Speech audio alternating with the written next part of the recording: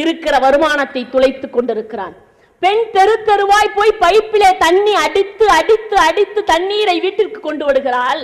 இவன் இருக்கிற பணத்தை எடுத்து கொண்டு போய் தண்ணீர் அடித்து அடித்து அடித்து குடும்பத்தை சீரழித்துக் கொண்டிருக்கிறான்.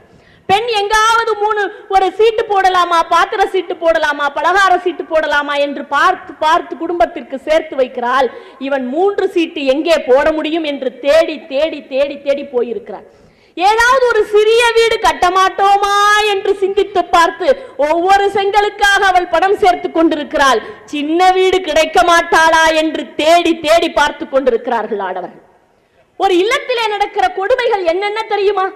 சிந்தித்து பார்த்தால் அதிசயமாக இருக்கும், ஆச்சரியமாக இருக்கும். ஒரு பெண் சொன்னால், ஒரு கவிதையிலே ஒரு பெண் சொன்னால், எங்கள் வீட்டிலே எங்க ஊர்ல பீடி சுத்துறது ஒரு தொழில்.